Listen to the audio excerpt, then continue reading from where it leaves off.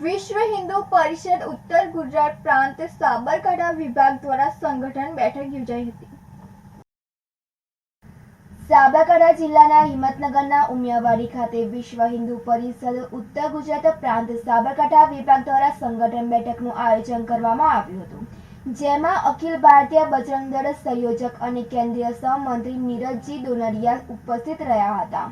કાર્યક્રમની શરૂઆત દીપ પ્રાગટ્ય દ્વારા કરવામાં આવી હતી। ત્યારબાદ મહેમાનોનું ફૂલહાર દ્વારા સ્વાગત કરવામાં આવેલ હતું। ઉત્તર ગુજરાત પ્રાંતના મંત્રી નલિનભાઈ પટેલે નીરજજીનું સાપ્તાહિક સ્વાગત કર્યું હતું। ત્યારબાદ પ્રથમ સત્રમાં સમગ્ર સાબરકાંઠા વિભાગમાં આવેલ ત્રણેય જિલ્લાના હિંમતનગર, અરવલ્લી અને ખેડબ્રહ્મા જિલ્લાની સમિતિ રચનાની ચર્ચા અને સમગ્ર વર્ષ દરમિયાન ઉજવવામાં આવેલ વિવિધ કાર્યક્રમોની સમીક્ષા કરવામાં આવી હતી। સમગ્ર વર્ષ દરમિયાન ઉજવવામાં આવતા હનુમાન જન્મોત્સવ, રામનવમી ઉત્સવ, સીતાનવમી, સમરસતા દિવસ કાર્યક્રમ, ધર્મરક્ષા દિવસની ઉજવણી વગેરે વિશેષ કાર્યકર્તા બંધુઓ સાથે ચર્ચા કરી હતી।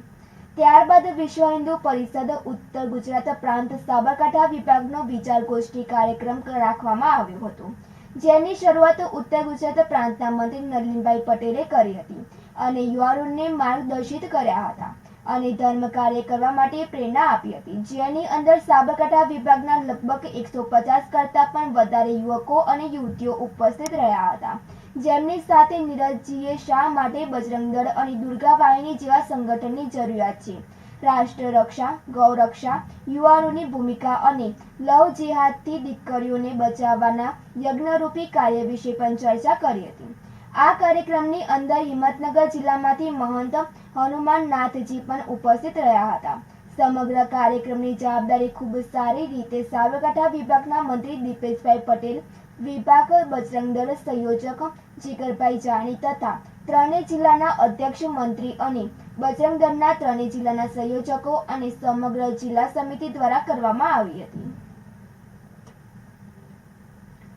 સુરેશ થોરી સાથે તનિષા પરમાર, સિટી ન્યૂઝ, હિંમતનगर।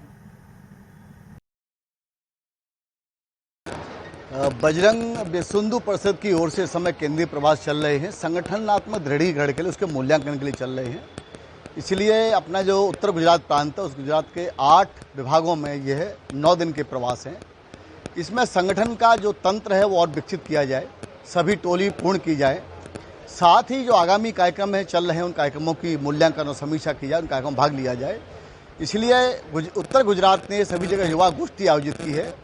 उसके नाते बजरंग दल के कार्य का और विस्तार किया जाए, विष्णु परिषद के कार्य का विस्तार किया जाए और उनमें जो वर्तमान समय में बजरंग दल ने जो 24 तारीख से लेकर के 24 जून से और 30 जून तक सेवा सप्ताह लिया है, सेवा सप्ताह में मेडिकल कैंप लगाए जा रहे हैं। वो मेडिकल कैंप उन क्षेत्रों में लगाए जा रहे हैं जहाँ पर जनजातीय सेवा बस्तियाँ हैं, उन क्षेत्रों में लगा रहे हैं ताकि उन क्षेत्रों के अंदर जो ईसाई गतिविधियाँ बड़े पैमाने पर धर्मांतरण या लब्जात की घटनाएँ होती हैं, इन क्षेत्र में लब्जात की घटनाएँ ना हो पाए, धर्मांतरण ना हो पाए और इनके इरादे पर्दाफाश हों और यहाँ संगठन का तंत्र बढ़े और उनके बीच में जाकर के सेवा के काम कर सकें। रेगुलर चेकिंग है, जो डॉक्टर के द्वारा चेकिंग हो रही है उनकी, और उनको जो भी दवा की आवश्यकता दवाएं वितरण की जा रही हैं। इस प्रकार से बजरंग दल के तंत्र के, संगठन के तंत्र के माध्यम से, बजरंग दल के कार्य के माध्यम से, विष्णु परिषद कार्य के माध्यम से संगठन का दृढ़ीकरण किया जा रहा है। હિંમતનગર શહેરમાં આવેલ પ્રાથમિક શાળામાં પ્રવેશ ઉત્સવ કાર્યક્રમ યોજાયો હતો। સાબરકાંઠા જિલ્લાના હિંમતનગરમાં શાળા પ્રવેશ ઉત્સવ કાર્યક્રમ યોજાયો હતો, જેમાં હિંમતનગર શહેરમાં આવેલી પ્રાથમિક શાળામાં પ્રવેશ ઉત્સવ કાર્યક્રમ યોજાયો હતો, જેમાં ધારાસભ્ય વીડી ઝાલા, જિલ્લા ભાજપ પ્રમુખ કનુભાઈ પટેલ અને પાલિકા પ્રમુખ વિમલ ઉપાધ્યાય સહિત પાલિકાના સદસ્યો, કર્મચારીઓ ઉપસ્થિત રહ્યા હતા અને બાલ મંદિરના બાળકોને કીટ આપીને પ્રવેશ આપવામાં આવ્યો હતો। ત્યારબાદ નાના ભૂલકાઓને શાળામાં દફતરની કીટ આપીને પ્રવેશ આપવામાં આવ્યો હતો, જેમાં શાળાના આચાર્ય સહિત શિક્ષકો ઉપસ્થિત રહીને કાર્યક્રમને સુંદર બનાવ્યો હતો। બિંદેશ માંડલિયા સાથે નંદિની જોશી, સિટી ન્યૂઝ, હિંમતનગર।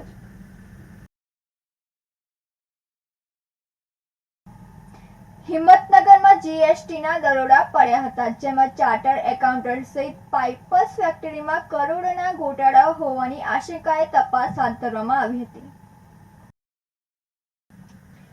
સાબરકાંઠા જિલ્લાના હિંમતનગરમાં જીએસટીના દરોડા પડ્યા હતા, જેમાં શુક્રવારે સ્વાગત બંગલોઝમાં તપાસ માટે ટીમો પહોંચી હતી અને ચાર્ટર એકાઉન્ટન્ટ સહિત પાઇપર્સ ફેક્ટરીમાં પણ દરોડો પડ્યો હતો, જેમાં ફેક્ટરીના 9 ભાગીદારોના ઘર અને વ્યવસાયના સ્થળે કાર્યવાહી કરવામાં આવી હતી, જેમાં અલગ અલગ ટીમો પોલીસ જવાનો સાથે ત્રાટકી હતી અને કરોડોના ટેક્સના ગોટાળા હોવાની આશંકાએ તપાસ હાથ ધરી હતી. સુરેશ થોરી સાથે નંદિની જોશી, સિટી ન્યૂઝ હિંમતનગર.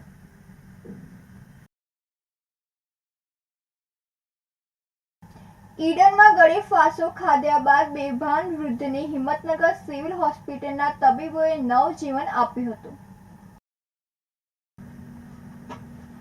ઈડરમાં નગરપાલિકા સામે આવેલ પરમારવાસમાં ઘર નંબર 1માં રહેતા અને કટલરીના સરસામાનની ફેરી કરતા મોહનભાઈ પુંજાભાઈ ચાવડા 28 એપ્રિલ 2024ના રોજ ઘરે કોઈ ન હતું, જેને લઈને ગળે ફાંસો ખાઈ લીધો હતો, જેથી આજુબાજુના લોકો દોડી આવીને મોહનભાઈને તાત્કાલિક સારવાર અર્થે ઈડર સિવિલમાં લઈ ગયા હતા, જ્યાંથી વધુ સારવાર અર્થે હિંમતનગર સિવિલ હોસ્પિટલમાં ખસેડાયા હતા. ત્યારબાદ હિંમતનગર સિવિલ હોસ્પિટલના તબીબોની ટીમ દ્વારા સારવાર શરૂ કરવામાં આવી હતી. વધુ સારવાર માટે લાવેલ બેભાન મોહનભાઈની પરિસ્થિતિ વધુ ગંભીર હતી. હિંમતનગરમાં સિવિલ હોસ્પિટલના તબીબોએ પણ મોહનભાઈને બચાવવા માટે તમામ પ્રયત્નો હાથ ધર્યા હતા. આઈસીયુમાં શિફ્ટ કરીને વેન્ટિલેટર પર રાખ્યા હતા. 1 દિવસ 2 દિવસ એમ મોહનભાઈ ભાનમાં આવ્યા ન હતા. તબીબોએ પણ ભાનમાં લાવવા માટે તમામ પ્રયત્નો કરતા હતા. જોકે 1.5 મહિના સુધી મોહનભાઈ બેભાન રહ્યા હતા. ત્યારબાદ ધીમે ધીમે ભાનમાં આવતા તબીબોની મહેનત રંગ લાવી હતી. સુરેશ થોરી સાથે Tanisha Parmar, city news Himmatnagar. Patient આવ્યું ત્યારે બેભાન અવસ્થામાં હતું અને હિંમતનગરની સિવિલ હોસ્પિટલમાં ઈડર ખાતેથી રિફર કરવામાં આવ્યું હતું. અહીંયા સિવિલ હોસ્પિટલમાં આવ્યું ત્યારે પેશન્ટ બેભાન અવસ્થામાં હતું, ગાસ્પિંગ કહેવાય એમાં હતું. તેને અર્જન્ટ ઇન્ટ્યુબેટ કરીને વેન્ટિલેટર સપોર્ટ ઉપર રાખવામાં આવ્યું અને અર્જન્ટ આઈસીયુમાં ખસેડવામાં આવ્યું. પેશન્ટની હિસ્ટ્રીમાં એમ હતું કે પેશન્ટે 28/4/2024ના રોજ 5:30ના ગાળામાં ગળા ફાંસો ખાધો હતો. એ જે રીતે આવ્યું સિવિલ હોસ્પિટલમાં એ પ્રમાણે પેશન્ટની બચવાની કોઈ શક્યતા નહોતી, એટલી ગંભીર અવસ્થામાં હતું. એને ઇન્ટ્યુબેશન કરીને આઈસીયુમાં રાખવામાં આવ્યું હતું, પણ 1.5 મહિના પછી 7મા દિવસે એની ટ્રેક્યોસ્ટોમી કરવામાં આવી. 1.5 મહિનો ટ્રેક્યોસ્ટોમી રહી અને 15 દિવસ પહેલાં પેશન્ટ થોડું બોલવાનું ને એવું શરૂ કર્યું પેશન્ટે.